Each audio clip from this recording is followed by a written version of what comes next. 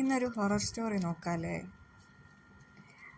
അബിൻ പുതിയ ജോലിക്കായിട്ട് നഗരത്തിലേക്ക് എത്തിയപ്പോൾ കുറഞ്ഞ വാടകയ്ക്ക് ഒരു പഴയ ഫ്ലാറ്റ് കിട്ടി അവന്. പഴക്കം ഉണ്ടായിരുന്നെങ്കിലും സ്ഥലം ഭയങ്കര ശാന്തമായിരുന്നു. അതുകൊണ്ട് അവൻ ഉടൻ തന്നെ അങ്ങോട്ടേക്ക് താമസം മാറി. ഫ്ലാറ്റിന്റെ വാതിൽ തുറന്ന നിമിഷം മുതൽ വിചിത്രമായ ഒരു നിശബ്ദത അവൻ അനുഭവപ്പെട്ടു തുടങ്ങി. ഹാളിന്റെ നടുവിലായിട്ട് ഒരു പഴയ മതിൽ ഘടികാരം ഉണ്ടായിരുന്നു. പൊടി പിടിച്ചതാണെങ്കിലും അതിപ്പോഴും പ്രവർത്തിച്ചു വരുന്നുണ്ടായിരുന്നു. അന്ന് രാത്രിയായി, ആദ്യത്തെ രാത്രി. മഴയും കാറ്റും നിറഞ്ഞൊരു രാത്രിയായിരുന്നു അത്. ജോലി ക്ഷീണം കാരണം അബിൻ വേഗം ഉറങ്ങി. പക്ഷെ അർദ്ധരാത്രിയിൽ പെട്ടെന്ന് ടക്ക് എന്നൊരു ശബ്ദം കേട്ട് അവൻ കണ്ണു തുറന്നു. ഹാളിലേക്ക് നോക്കിയപ്പോൾ മതിൽ ഘടികാരം കൃത്യം 12:01 നിൽക്കുകയായിരുന്നു. ബാറ്ററി പോയതായിരിക്കും, അവൻ ചിന്തിച്ചു. അപ്പോഴേക്കും അടുക്കളയിൽ നിന്ന് ഗ്ലാസ് പൊട്ടുന്നൊരു ശബ്ദം കേട്ടു. അബിൻ പേടിച്ചെങ്കിലും പതുക്കെ അവിടേക്ക് നടന്നു.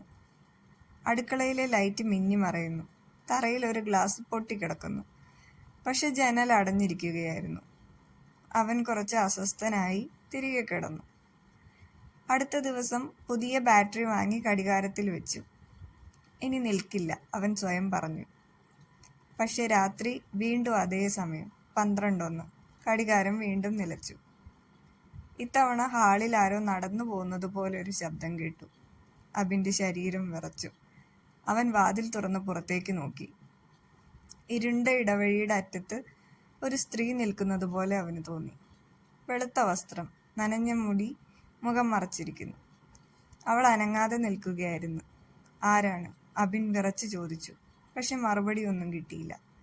അവൻ ഒരു ചുവട് മുന്നോട്ട് വെച്ചപ്പോൾ ലൈറ്റ് പെട്ടെന്ന് ഓഫായി. ഇടവഴി മുഴുവൻ ഇരുട്ടായി. അബിൻ ഫോൺ ലൈറ്റ് ഓണാക്കി. വീണ്ടും നോക്കിയപ്പോൾ അവിടെ ആരുമില്ല.